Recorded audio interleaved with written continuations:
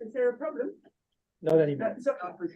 So the entity, the political or social entity, which is in state to welcome migrants, is a municipality, is a community. And for these municipalities, of course, it is not the same problem. They are also in competition for programs, etc. But they are not in this kind of national competition with each other, and they are also in cooperation in helping each other. And they are down to earth, they have to solve problems, whereas the national governments can have a lot of fighting about the issue without really feeling it, because they are not pressed by the people to really find solutions. It's on the earth, on the municipality. So I developed the idea, why not helping municipalities when they welcome refugees, to developing further the idea of Maria Joao. And I remember when I called you, I was so naive. I called you and said, listen, Maria Joao, I thought maybe not national states, but municipalities should get money when they welcome refugees. And you said, yes, it's a good idea, but probably you knew immediately that that would be even a much longer way to go along in order to find such a solution, because the European Union is all the time dealing with national states and has been built by national states. So the political subject is the national states, but by political logic, so to say, I would say everywhere in the states, the national state, and especially conservative and as the more right-wing governments, would never be able to find a solution.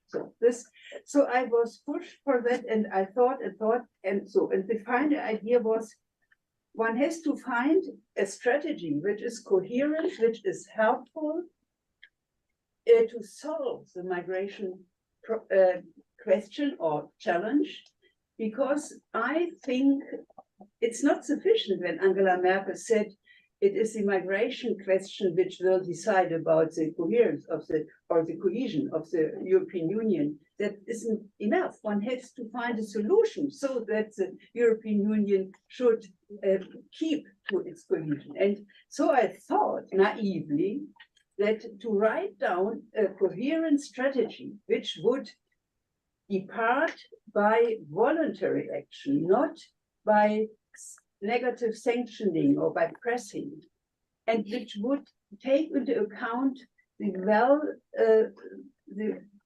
interests, but the long-term interests of people, not the short-term interests of people, and which would really satisfy the needs and the interests of those who live here in Europe and those who come from other continents, to go by interest, by analysis, by long-term thinking.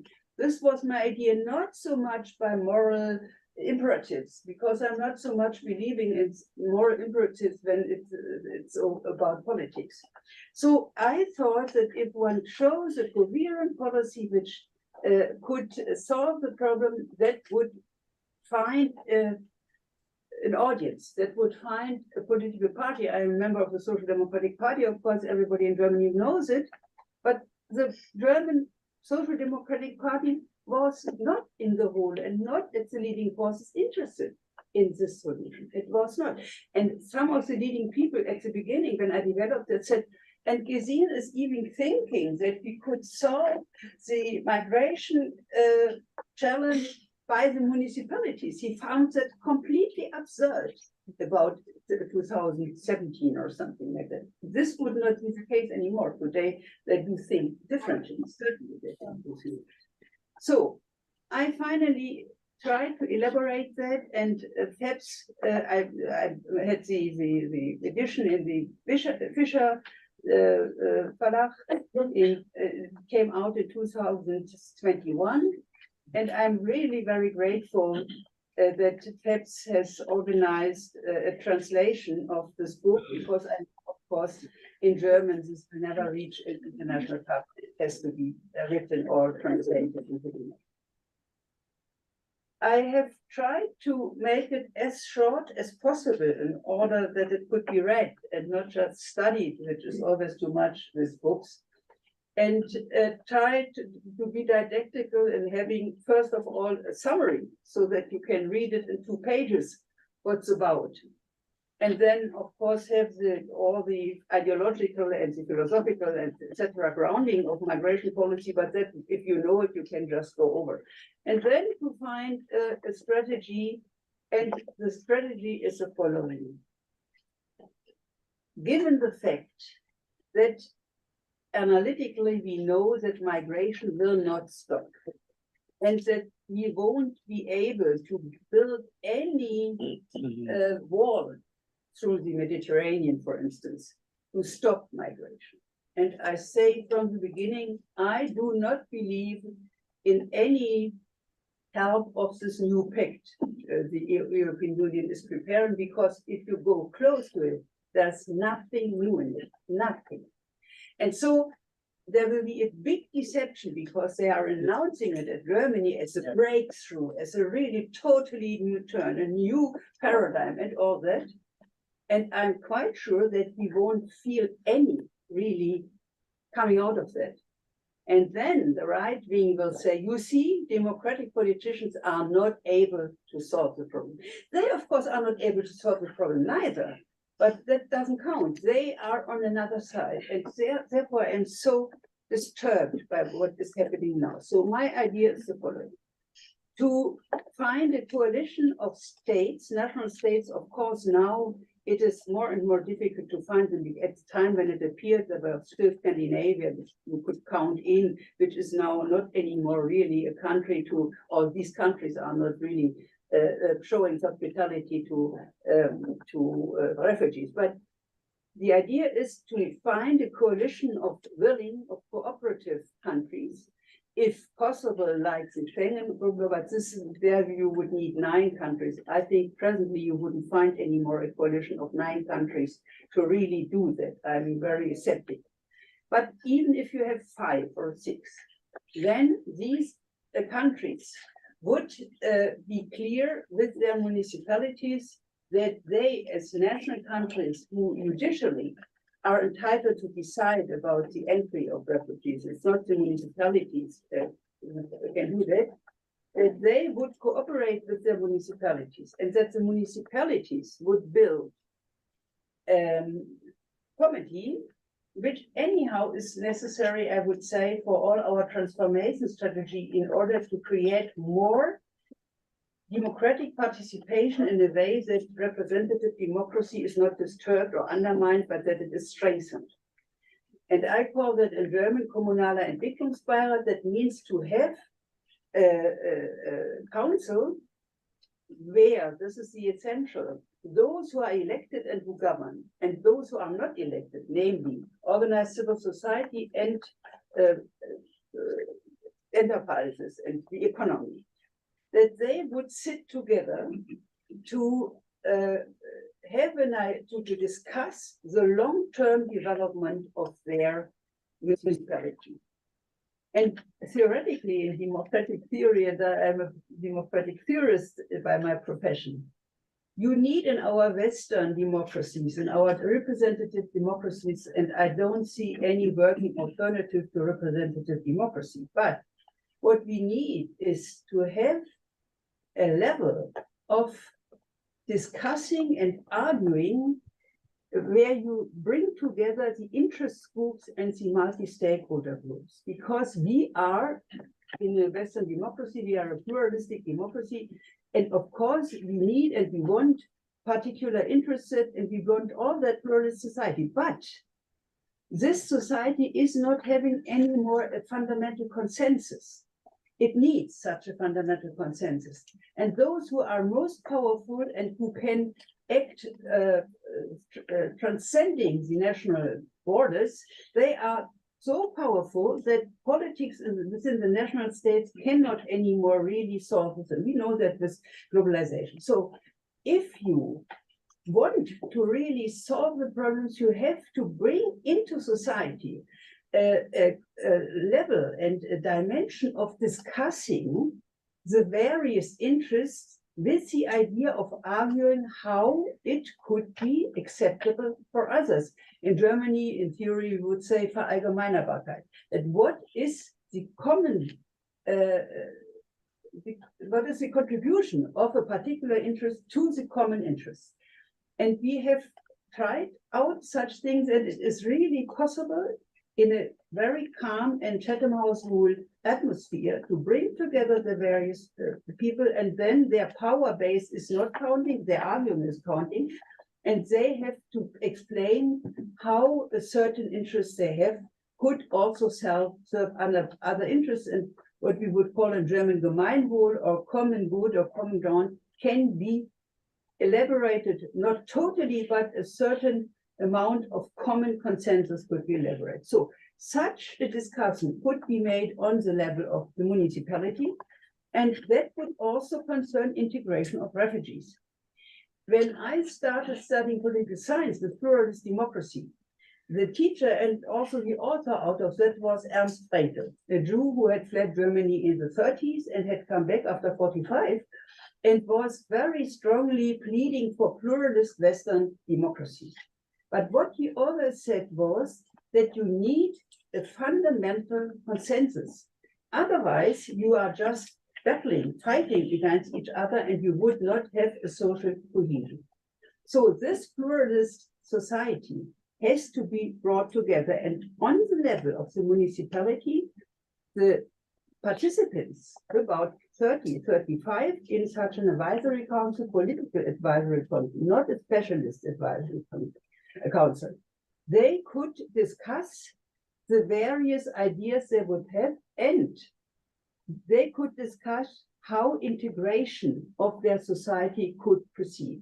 And I mentioned Ernst Fraenkel. He always said, and that without any refugee and any foreigner at all at that time, in 45, 6, in the 50s, he said a pluralist society needs constantly mechanism, procedures of integration of society, because with the changing of generation, with so many perspectives, you have to find in mechanisms of integrating constantly. And I wanted to tell and show that the integration of immigrants is, or of refugees, is only one special case of integration. We need social integration, we need political integration, we need cultural integration, we need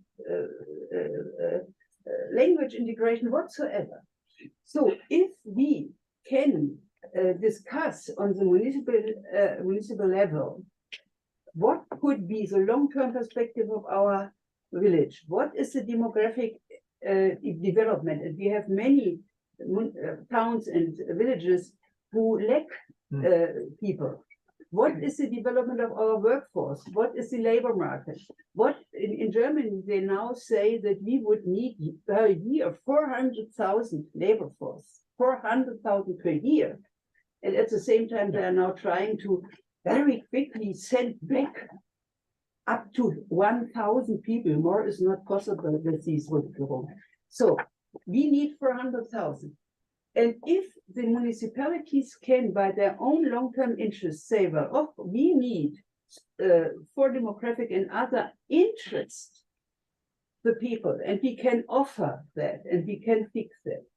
And if we find at the same time a possibility to bring the migrants, the refugees, and I would say more and more parallel the working migration, because you should not legally separate, of course, but the more you can absorb migrants because they can work, the less you have the problem that you don't accept them as asylum seekers. So if you decide about that, and if you put it on your homepage, and if the refugees, as foreseen in our new EU idea, would enter a center of entrance. I mean, I do not believe in that very much, but okay, if they do it in Europe, and if they don't do it only in Italy and in Spain and in Malta, and Greece, but also, for instance, in France and in Germany,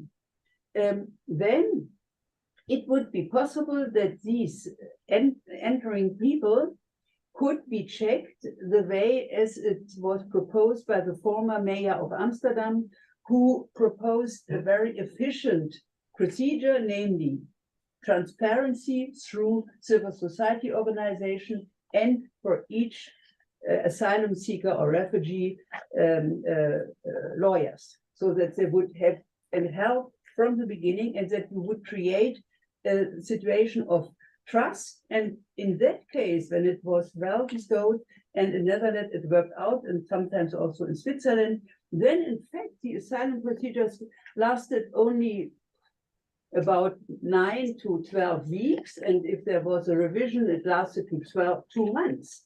This is staying in such a center which you can digest, I would say, especially if during that time you offer the possibility of advice, you offer the possibility of finding where you could go, and this is a last cornerstone, so to say. You have to elaborate a matching system.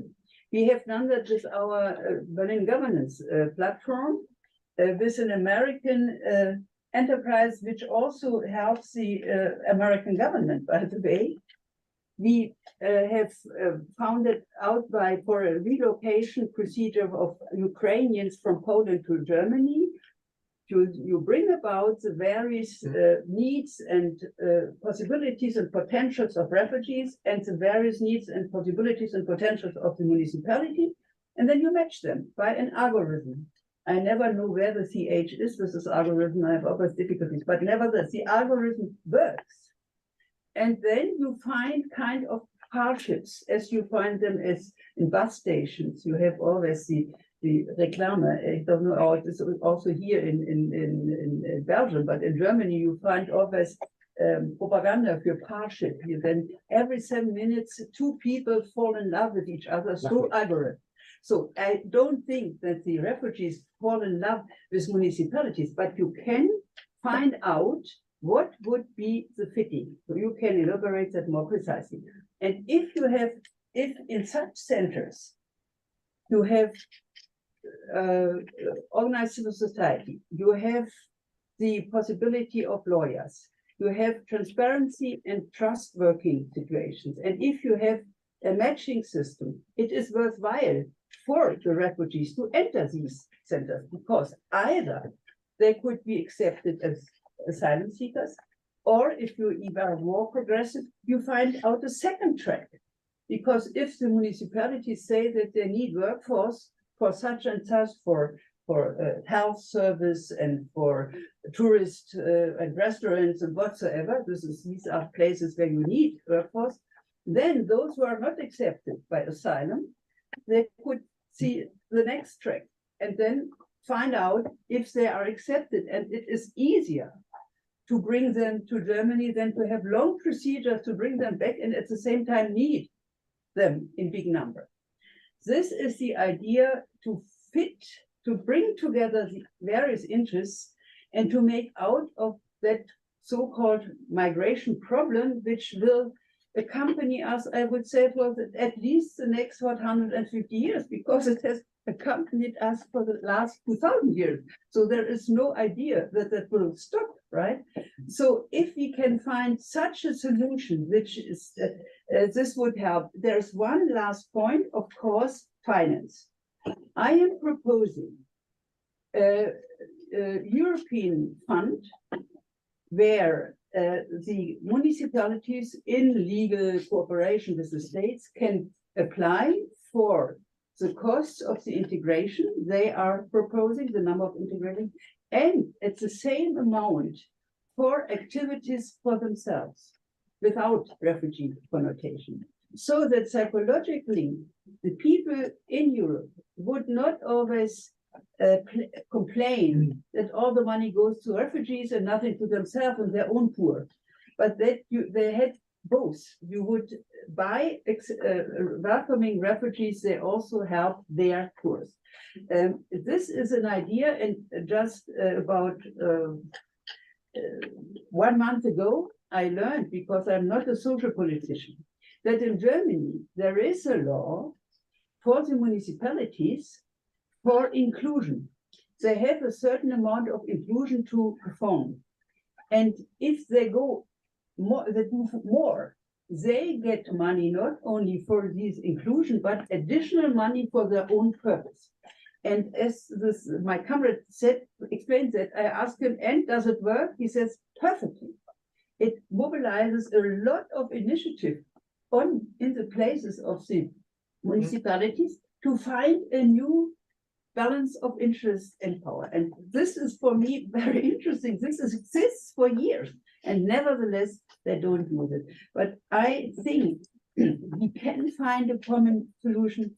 We can find a good cooperation and a good social integration. And I would be so happy if that would make progress. And I thank again FEPS and the two of you that you have initiated the translation. Thank you.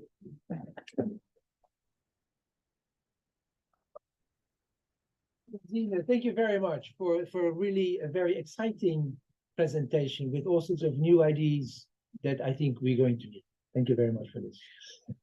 By the way, you make me think of Benjamin Barber. Yeah, sure. But he first told us that. I didn't believe him 20 years ago. I didn't think he was right, but he is right. He said about more than 20 years ago that it's the mayors who will do it and not the national states. That's Benjamin Barber who said that. If mayors would rule the world. Yeah. That's the book. Wonderful, and it goes along the lines that you did. Yeah. Okay, so now let's move to the commentators, if I may say. Helena, you're first. Yeah, first of all, thank you so much for having me here today. It's a pleasure to be here to discuss the EU's migration and asylum policies. Though, of course, given the developments in the past weeks and months, it is fair to say that it is no less of a challenge than it was when the book was first published 2 years ago. Since we only have a few minutes for our initial reactions, I'm going to get straight to the point and start off with 2 general remarks. Like Peter, I appreciated the book for the very practice-oriented and solution-oriented approach that you took. You, at the same time, of course, also engage with a lot of normative questions, but you strike it in a way that was very thought-provoking and is something that I'm going to build upon in my own remarks. At the same time, I think we here have the benefit of hindsight, meaning that some of the points that are analyzed in the book must now also be considered in a vastly changed context. That includes not just Ukraine, which was mentioned in an afterword, I understand in the English version, but also the higher number of arrivals and asylum applications that we've seen since the start of the year, as well as an overall erosion of trust between member states and other stakeholders working on migration, just to name a few. With this in mind, I'd like to build upon the points that you made in the book by reflecting on 3 points. I'm going to move from the more technical to the more to the broader ones. So bear with me, because one of the points that came out quite strongly in the book is the incompatibility of current reception systems. We have to bear in mind that there's lacking harmonization, so they do also look somewhat different from one member state to the next. So the incompatibility of the current reception systems and the way in which reception and inclusion policies are dealt with. More specifically, this relates to the gap between the EU and cities and municipalities and the way in which EU funding instruments currently work. So the inability to benefit more directly from EU funds is an issue that local authorities and civil society working with them have faced for a very long time, and one that flares up whenever there are impasses. We've seen this happening in places like Austria and Germany, where in recent debates have focused on so-called caps on asylum seeker intake as a way to sort of relieve municipalities of the pressure that they're facing, as well as Belgium and the Netherlands, where ongoing reception crises were heightened due to the arrival of Ukrainians, demonstrating both a lack of crisis preparedness, but also the lack of flexibility of the reception systems that we have to sort of adapt to different numbers of arrivals. Amid all the challenges more than a year ago, and these challenges, of course, also still exist, I would actually argue that the European Commission responded in a way that kind of addresses some of the issues that you mentioned in the book, because it recognized that member states had additional funding needs when first thousands and then millions of Ukrainians came to Europe. And it adopted a series of funding measures to help them establish or adapt programs to support the reception and inclusion of displaced people from Ukraine. Most importantly, perhaps, it also included the goal of channeling at least 30% of the available funds through cities and civil society organizations, which to me is a clear sign of recognition of the integral role played by cities and municipalities in both of these areas. Now, just a specific point, this relates both to cohesion funds as well as asylum and integration funds. In the former case, this was an obligation, in the latter, it was not. And this led to a series of challenges that we saw emerging in the past couple of years. Among the criticisms after this move were that this money did not account for fresh money, and oftentimes both national authorities, but also cities and municipalities would like to see additional funds being made available at the EU level rather than sort of repackaging existing funds for these purposes. There's still the issue that member states maintain a lot of discretion when it comes to the kind of funding that is allocated. The rollout of payments took a long time, which meant that a lot of cities and municipalities that had taken in Ukrainians were not able to respond as quickly as they needed to, resulting in funding gaps. And a final point, which is not mentioned in the book, but is a longstanding issue, is that many cities and municipalities also lack the public administration capacities to actually make use of EU funds. Mm-hmm. This is maybe not the time to talk about these issues, but I just wanted to flag them because I think they play a role, and they also help in thinking a little bit about how such a European fund, as you propose it, could be implemented. Now, the focus has shifted somewhat from reception to question of labor inclusion and education when it comes to Ukrainians. But despite the challenges that I mentioned, I would argue that the Commission's attempt to adapt its funding structures to urgent needs in this context is a step in the right direction, and something that should be considered for any future situations of this sort. Funding, of course, is only one aspect of the welcome infrastructure that is discussed in the book, which brings me to my second point. An additional way to make reception and inclusion more participatory and meaningful for all sides is community sponsorship. Community sponsorship, something that is often associated with Canada, is a scheme or a way to an opportunity to allow groups of citizens to take in assigned refugees that have been granted international protection for a period of 1 to 2 years, and to take on some of the responsibilities that otherwise national authorities would be taking over, including the reception, housing, the kind of social support that is often needed for people that have just arrived. There are several benefits to this. We could go into these a bit more, but the point I'm wanting to make is, on the one hand, these schemes already exist, including in Europe. And at the same time, also in the context of Ukraine, we saw an opening up of private accommodation, showing that with sufficient guidelines and support, this could serve to alleviate the burden on national authorities, at least for some time. Now, it's important, of course, that private hosts receive the financial support for their efforts, but also that there's an understanding that their support will only be due for a limited period of time, because otherwise people may feel that they are doing more than what they signed up for. We have seen this both in 2015-16, but also then there's waves of solidarity, and this is oftentimes not sufficiently taken into account by governments. And in fact, we also saw this in the Ukraine response, that without that perspective, people's solidarity tends to wane at some point in time. Here, I'd like to mention 2 points as well. One of them, or one of the ways that we could further sort of expand on this idea that cities and municipalities and the people living in them can play an integral role in this, is to also consider the role of diaspora communities. How could their potential be further leveraged? Are national and local authorities engaging in dialogues with diaspora communities? Are there ways that they could be further supported, such that existing structures aren't replicated but are actually made use of? The second point I'd like to mention is the concept of naming refugees. This is something that is also not very established in Europe, but it is something that we actually have seen in the past. Naming refugees means that either individuals or groups, similar to community sponsorship, can identify people that are in need of international protection, and can then play a more pivotal role and a stronger role in facilitating their welcome and longer term inclusion. This also entails a certain shift of responsibility from the national authorities to private citizens. But again, it is with an understanding that this has net benefits for the person who then arrives and is taken in by people who know them.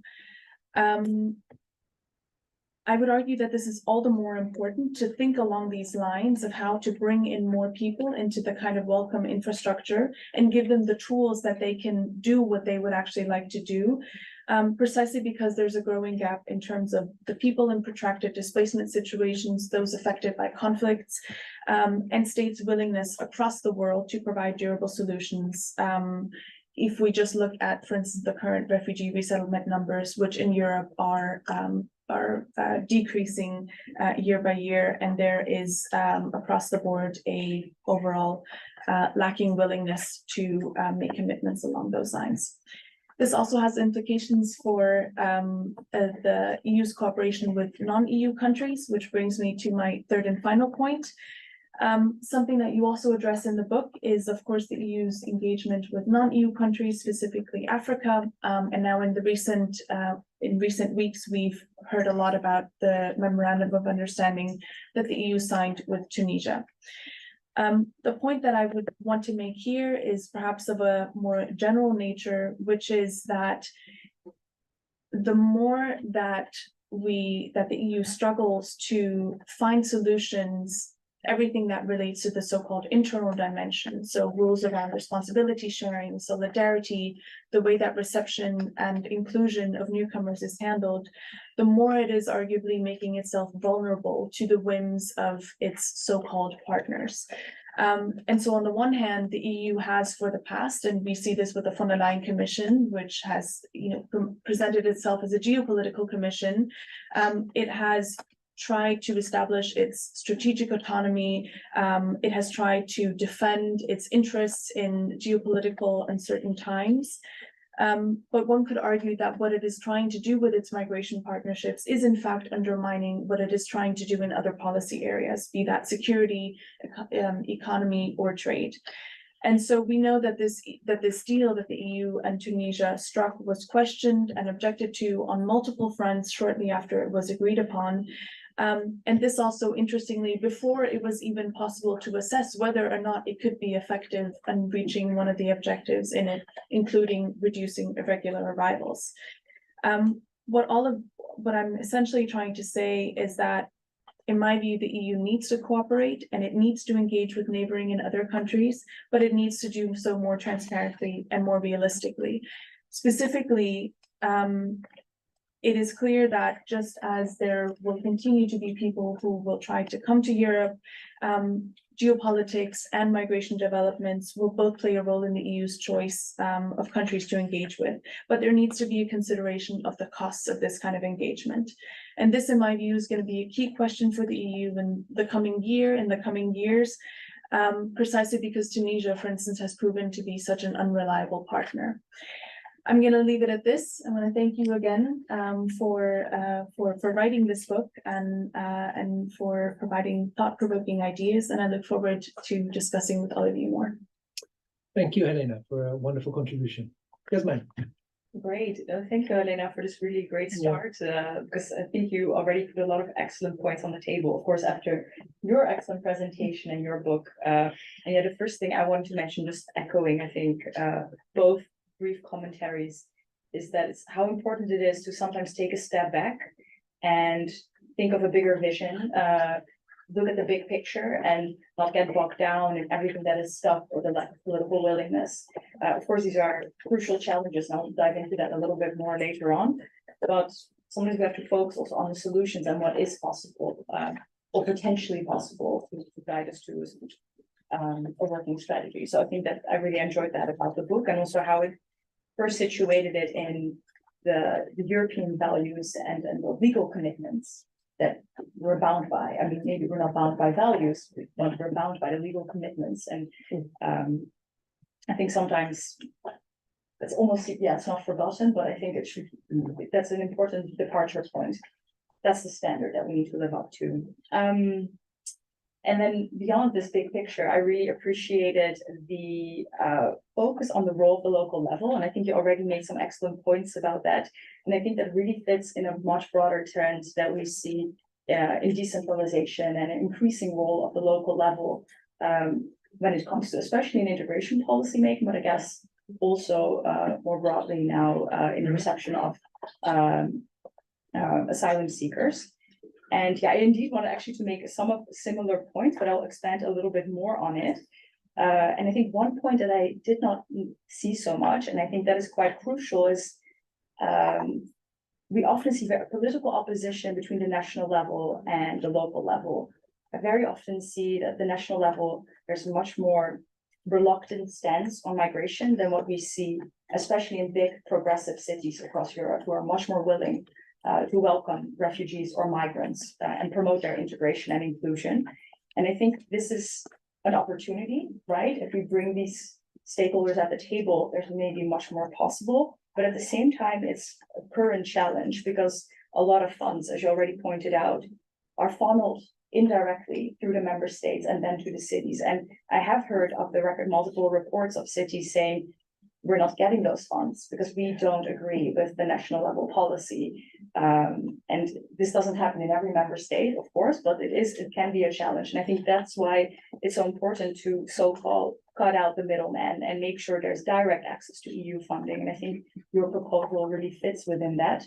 And of course, we've seen recent attempts, right, with the 30% access to the local level. But yes, there's need for more. And I think there's appetite for more. And I think this is really comes at the right time. There's really this trend going on, and it's been during COVID, we've seen the local level that had to step up, but we also see legal changes across many different member states where it's increasingly the local level that's responsible for inclusion and integration.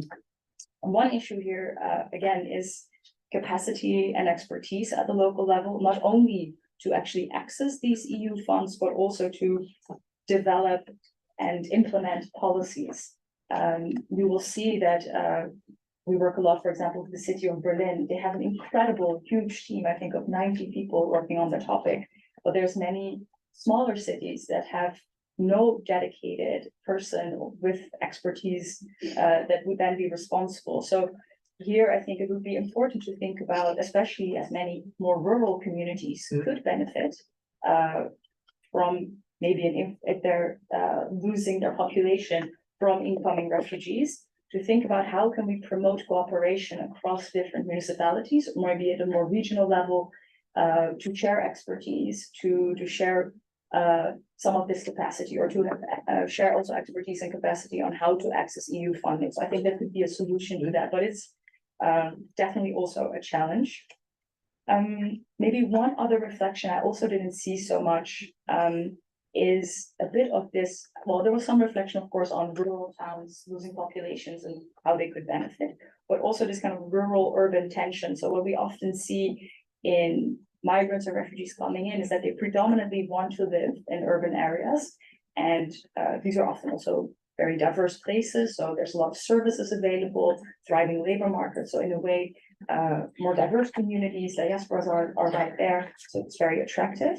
But at the same time, these are also often areas that especially struggle with housing shortages or other problems. And yeah, here I've heard a lot of conversation, whether it was about displaced Ukrainians or other groups, how can we promote a more even spread of people? And especially if agency is crucial. And I enjoyed that you pointed that out in your book, that if you are able to decide where you live, your path to integration will be much more successful.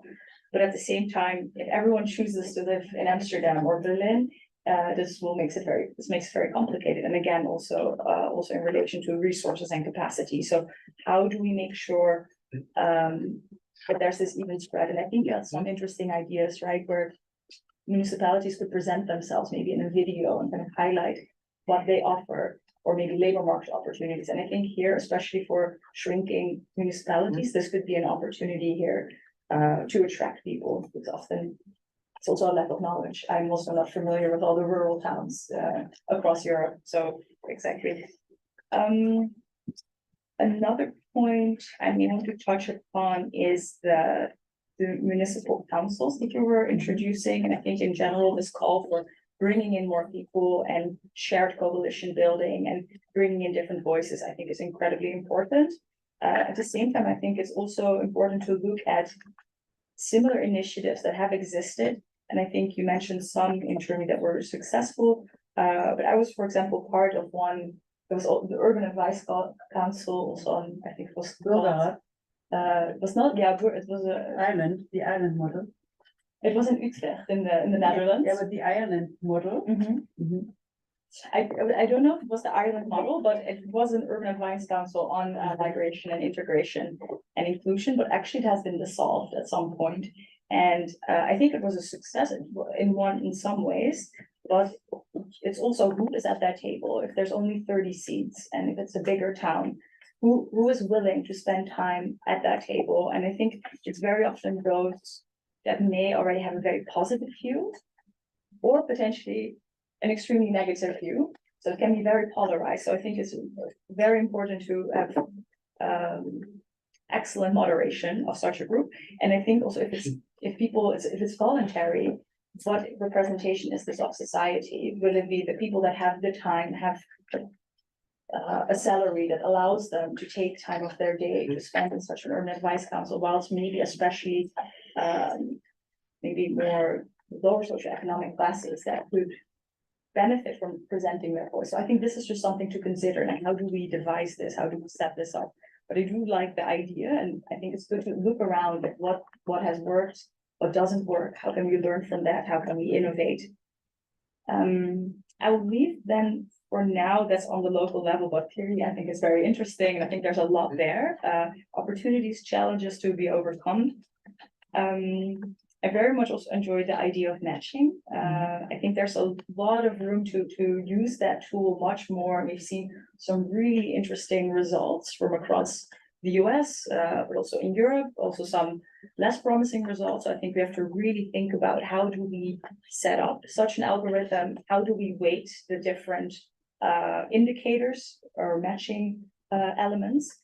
And I think here one important point is I've seen some previous matching tools and they were not that successful because municipalities were able to say, okay, we don't want single men or we don't want big families. So large groups are already just cut out from the outset. And so and I think you already highlight this, there's some vulnerable groups, whatever, that or less wanted groups. So how do we accommodate that? And of course, there's also a real physical issue.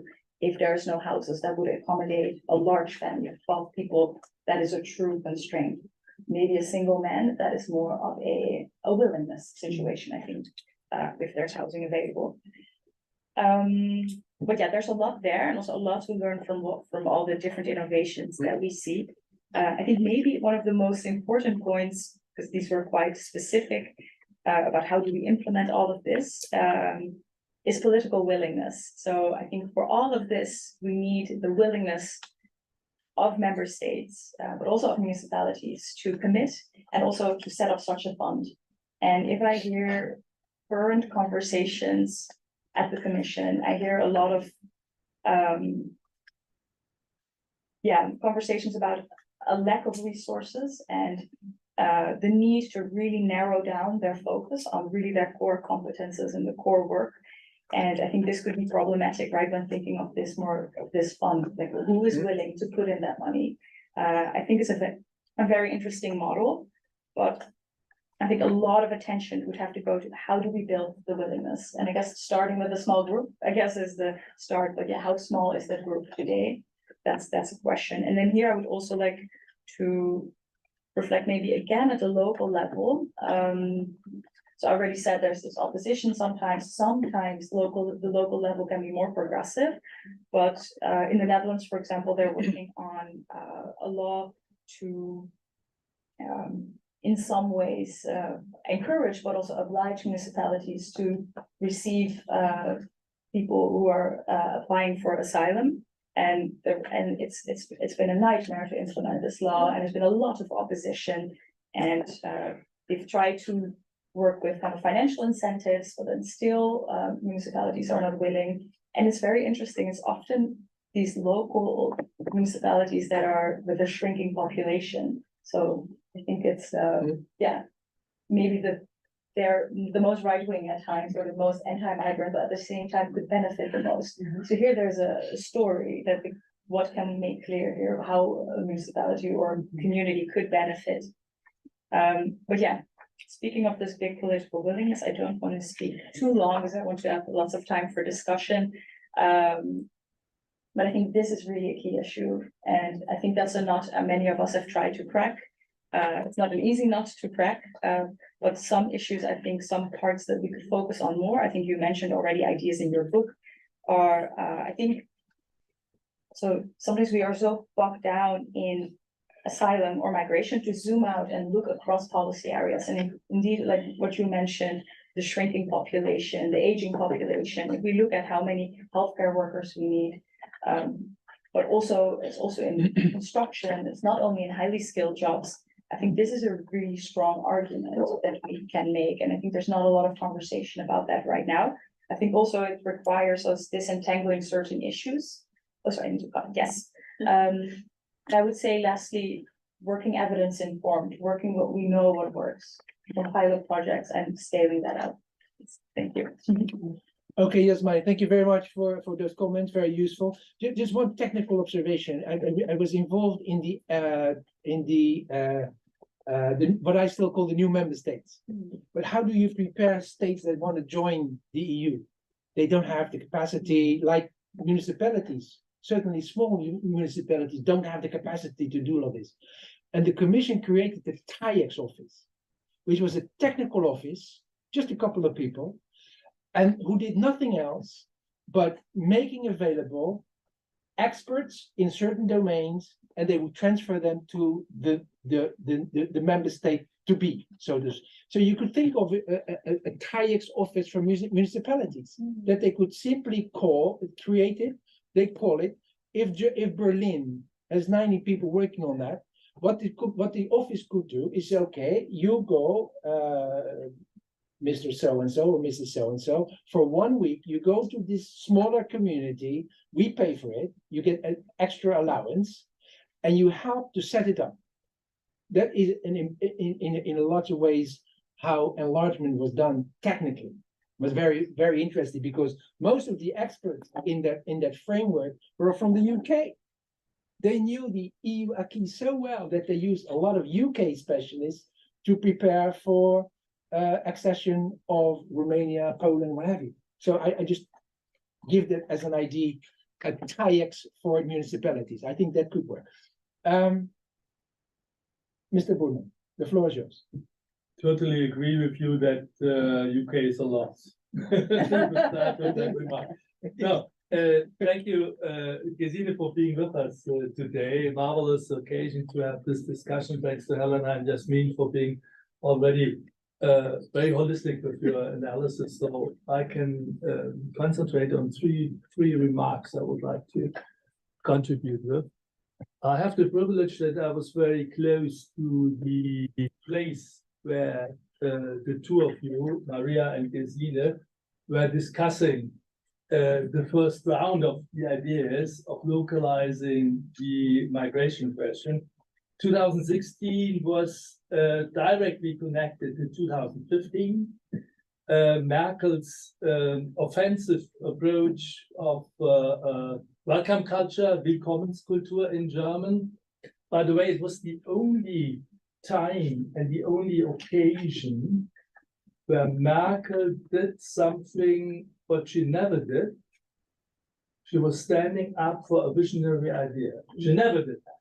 So muddling through was her major principle of governance, but this time she was outspoken, and that was welcomed by the progressives, not so much by her own party. But we developed a debate in Germany country we know best, the two of us, and others as well. But in this situation, we had to defend the approach of being open-minded. Germany, you saw that people were welcoming in the main station in Munich, were welcoming the refugees. Pictures you never had seen from Germany any earlier, quite contrary to the negative stereotype of the past. And we loved it, but now we had to defend the idea. And there was two grand ideas by Maria and by Gesine. I very well remember Maria, both of us were vice presidents of Socialists and Democrats in these days. And Maria came up with the wonderful idea, think a second time about the character of borders. So this was the starting point. Yes, borders divide the ins and the outs. But going back to history and historical experience, it was the most intelligent areas on the globe were borders, because there was an overlap of cultures. There was learning from both sides. There was exchange, there was trade. So how can we regain the positive capacity of today? It sounds totally strange, but could borders have a human face? And could borders present our cultural achievements on this globe? Because we listen to both sides and we look to both sides and we bring people together in spite of dividing them with hatred and with self-defense and sending them back wherever to. So this was a grand idea. And Gesine rightly stepped in with the localization idea and said, well, a wonderful, fascinating motto, a fascinating vision. How can we really do that? And then put it on the test in the municipalities. Revolutionary concept to unite the one idea with the other one. And until today, I admire this achievement of our political debate.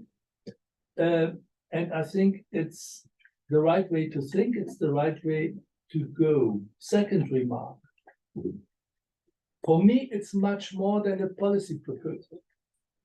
For me, it's a part of a cultural battle. Why do I say a cultural battle? Because it's nothing less than a grand idea to rebuild modern communities under globalized conditions from below. Not from top, but from below. And I think this is really what the world needs, to think about. If you look what the mega cities of the future are, there will not be in Europe, there will be in Asia and Africa, etc., etc. We all know that, but we do lack concepts of how to do that, how to manufacture decent communities of tomorrow, and that could be a building block. But think twice about the local layer, about municipalities. Very often in history, we made the experience that on a local level, on a municipal level layer, you can achieve more because you can organize pilot projects, you can organize the future much better than under national.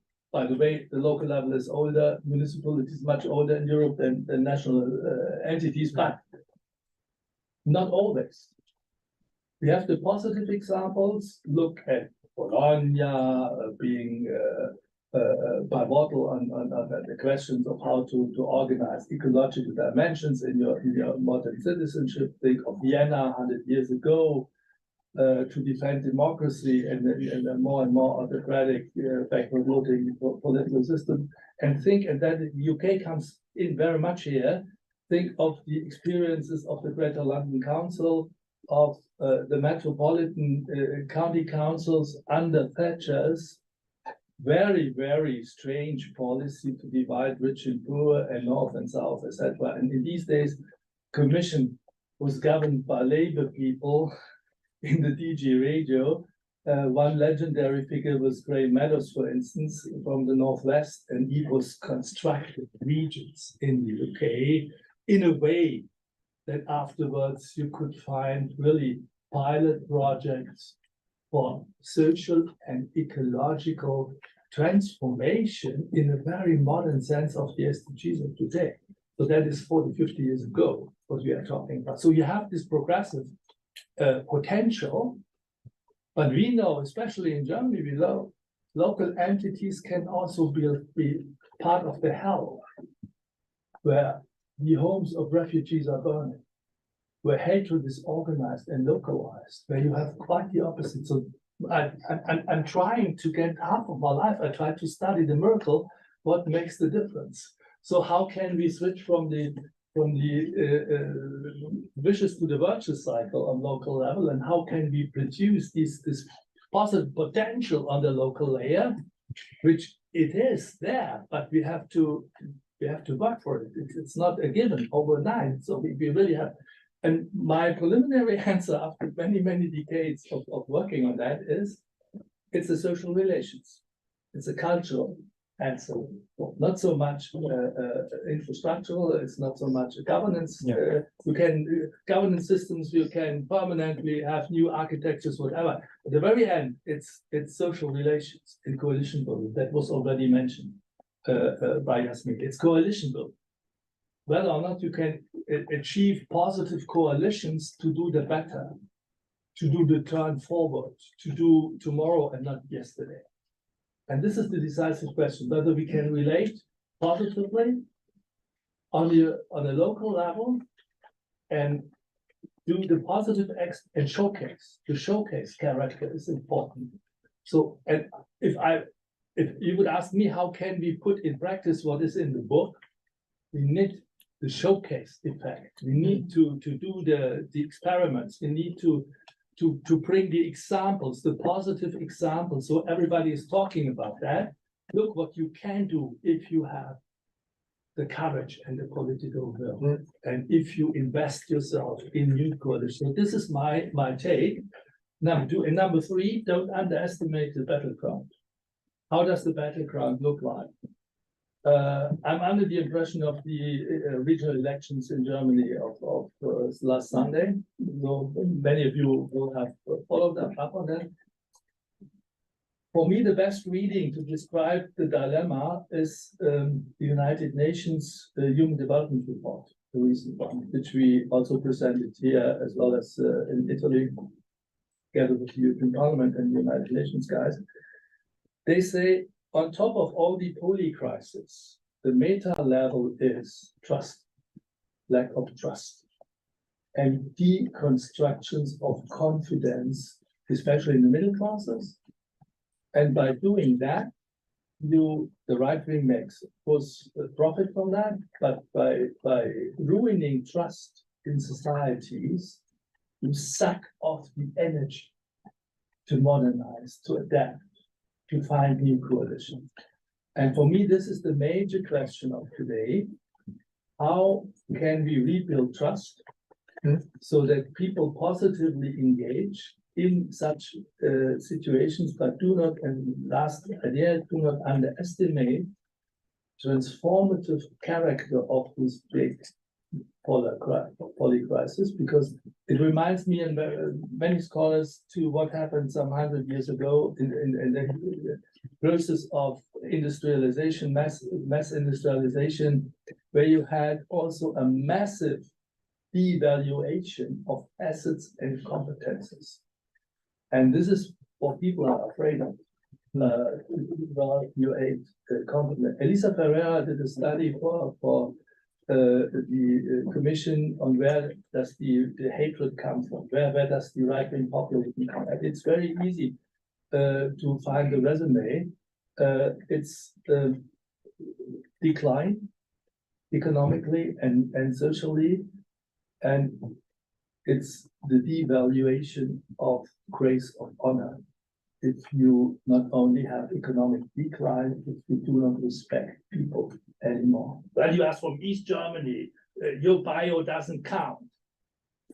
And then you can deconstruct the local level, because the local level, this is the place where they look for the scapegoats, where you will not find a friendly atmosphere to integrate foreigners, because they know exactly we can only defend ourselves if we organize focused hatred.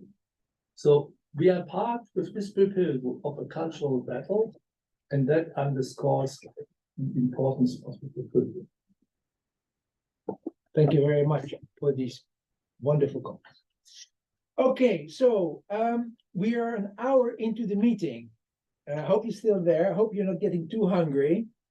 But we will still continue for a bit of time to give you also the possibility to ask questions or make observations, whatever you think is useful.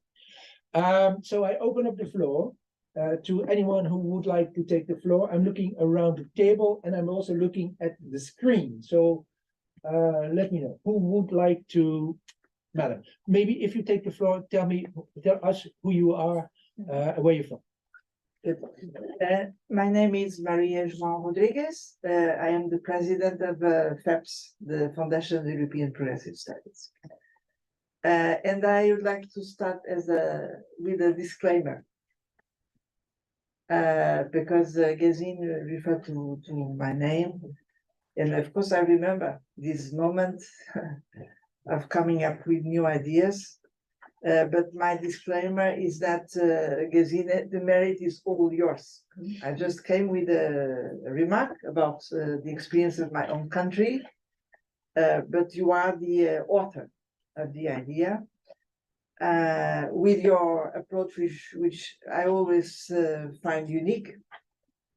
I think I would not exaggerate it by saying that you are one of the best examples of what is the European spirit, the real European spirit.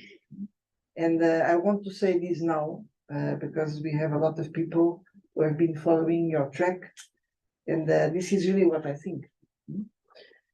And here we are, so this is another outcome of this best of European spirit.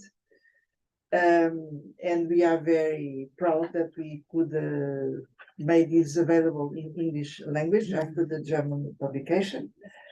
And also someone able to translate ideas into something real, because I remember that some months after our talk, you invited me to go to dance in Poland. And I was very pleased to join you, because everybody was admiring what happened, what was happening in Gans. And the mayor by that time was a real perceived as a hero. And then everybody knows the rest of the story. He was killed. So, but this event was organized by Gesine, so I remember this. So she was turning an idea into reality. And then she worked hard to translate this into a real policy proposal. But I really think that what is at stake here is in fact much more than a very difficult policy issue for Europeans. Is a much deeper issue about what kind of civilization we want to be, what kind of democracy we want to be. So and that's why Gesine was able to come, because she's an expert on this, so she could come with such an insightful proposal. My second point is that if we see the current context, this is more needed than ever. This call for the action at local level. Why? Because on one hand, we know for sure that we are confronted with a structural trend of increasing flows of migrants looking for work and a better life, and refugees. This will increase. Just saw what is happening now in Middle East. Dramatic. So we know.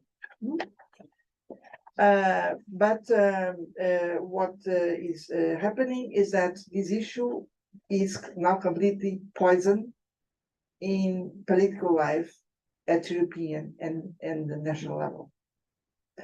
And that's why we need to find a way to circumvent this poison by enabling actors to organize themselves at local level, because they feel the problem and they can identify the solutions much better. So I think that this approach is more important than ever, and so that's why again Gesine, we FEPS, we're very proud to have published the book.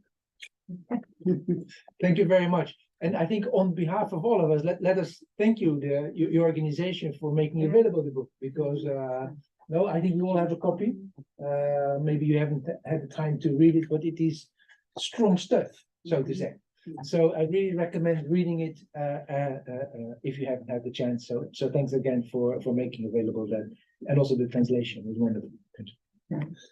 Okay, anyone else? I'm looking at the screen. Anyone on the screen who would like to take the floor has a question? Yes. What does that mean with blue? No, that's not. No, there's no questions. Anyone in the room? Madam, please.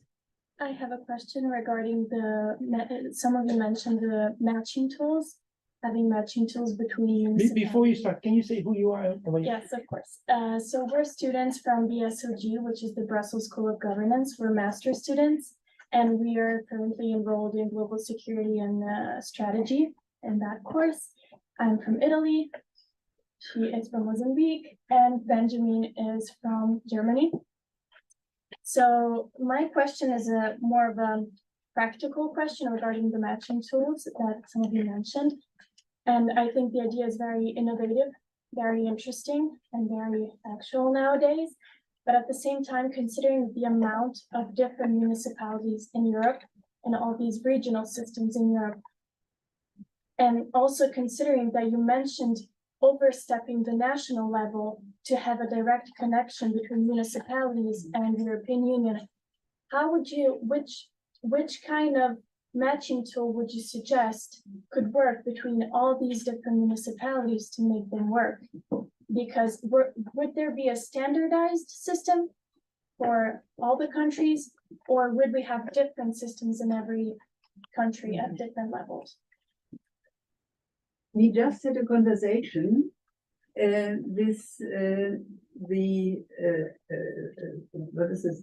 Stellvertretende deputy chief of da wo die Finnen, Chef Amit Fon, nein, Did you home? Yeah, sure. So we had a conversation because we developed some accesses to matching fund or matching system, matching procedure. And she was really very interested, and there are already some steps of practicing the kind of matching without an algorithm, just the fund or other institutions would ask, we have now this group of people, where would they prefer to be, etc. So in general, of course, it is a very sound reasoning to say it would better that they match than that they not match. But what was also clear is that one has to try that out step by step.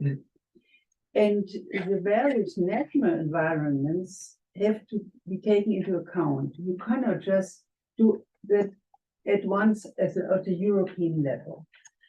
First of all, because the structure of municipalities, also the legal structure and the political structure and the political institutions are not all the same. And it is important that such a matching would be made not only by the administration of a municipality, but by a representative, but multi-stakeholder. This is an important point there, because the real representative groups are, of course, parliament and mayor, but this has to be grounded within the population. So what is important is, in our view, to have the scheme, and the scheme is just, first of all, to put down what are the interests of refugees and what are the interests of municipalities. And they are not schematic. There are some categories. there a dog somewhere? Take care of it. There are some categories that you can try and that you can check.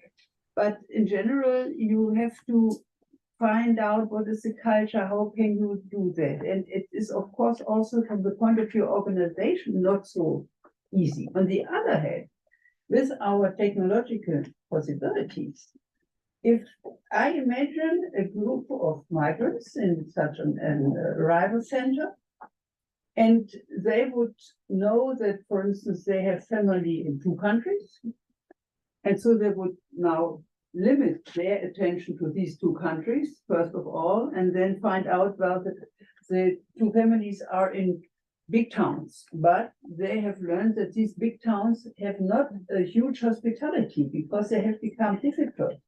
And that, as for the German population, by the way, they go more to the environment of the towns, which become the richest now in every big town, because the big towns are not very nice for many, and the apartments are expensive, etc. And then you would have to develop the rural area, not only for migrants, but also for French and English and German people, because the problem is everywhere the same. They don't have sufficient mobility, etc. So you have to find all these concrete points. And our idea is to try it out. You said that with one or two examples, and to show it is possible and it is a benefit for those. I mean, this turning for the political world, this is the most important, because they are all lamenting that they don't have a labor force, but they are so distrusting any refugees or people coming from abroad that they would not think one step further. And if you can demonstrate in 1, 2, 3 cases, and maybe 1, 2, 3 countries, that it works, that people are more satisfied. This is also why I closed my book. I didn't know exactly what should I do as the last chapter, so to say. Should I warn and make a horror scenario, what would happen if we do not become reasonable in concerning migration policy, or should I try to seduce and to show how it can work and how we miss something good, which we should not miss. I'm very much always on the side of not missing goods. I enjoy life, and I would take people more to enjoy life and not to be afraid that something very threatening will happen and then act out of that anxiety. This is never very fruitful. So step by step, and this typical reformist procedure that you cannot change all at once. You can try it out, you can prove, if possible, that it works and that you can enjoy it, and then you can try to convince others that they should try it out too. I'm sometimes really shocked how little courage people have to try out something new. They are so closed or so fixed to what they have experienced until now, and they are so afraid of any future, but the future anyhow would be worse. I never think that way. I think future can be much better. And in fact, I wish future would be better. So step by step, trying out, showing, learning what one should ameliorate. And this is a typical, I would say, reformist strategy. And this is what I'm advising. Thank you for your point. Thanks a lot for this. I was thinking, you're already thinking the next step. Yeah. Gesine, which is, I think, exactly what should happen in the EU context. That's called the pilot project. Yeah. That's what we call. Let's talk to the DG Home. Yeah, but sorry to say, we're among friends. You should talk to DG Home, but you should talk to others too. Yeah. Okay. Sure. I think what we try to do, I mean, we're now working on a lot of migration. We don't call it migration, but we call it skills and talents. We talk to DG Employment. I think for this area, you should be talking, for instance, to DG Regio, because they run all sorts of funds which are important for you. And I would not exclude, I'm just thinking out loud, that if you go to DG Regio, you have people from Eurocities, you have a number of people and we can help you there finding, we have also a network with also to cities that you will bring to the table one or two cities who say, well, you know, I might be interested. Amsterdam might be a very good choice, by the way, because the mayor of Amsterdam, just for the record. What was his name? Of this mayor? We'll talk about that later. Just to say that in 2025, Amsterdam will exist for 750 years. Mhm. I don't know how they calculate that, but that's what they say. And they are exactly on the point that you're making. So it is just to say that there are a number of cities that are willing to do the pilot. And as you say, this will not go away. This is going to be even much more a reality in the years to come. So I think in that sense, time is on your side. And your last chapter, the cost of business as usual is very telling. So I think with your energy, and I very much appreciate the spirit of Europe, this is about what is going to be very much needed now. This is about European values. This is about how we see the future. This is, you know, bringing people together. I've been working for different commissioners. There one commissioner, I asked him, what was your biggest mistake ever? He has been commissioner for 10 years. He says, the lack of trust, the lack of listening to people. That was my mistake. And I think with people, Gesine, like you, and the comments that you're making, I think there's a lot of energy, there are ideas there. I think we will be ready to help you also in the next stage. There's a new parliament coming in. European Parliament has also budgets, no? They have. So I think time is on our side. We're there to help you also informally.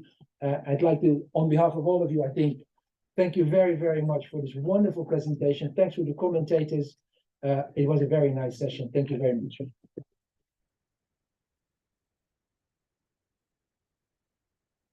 you so much for this opportunity to talk about an issue which is really, with which I'm busy all the time. Thank you very much. My pleasure.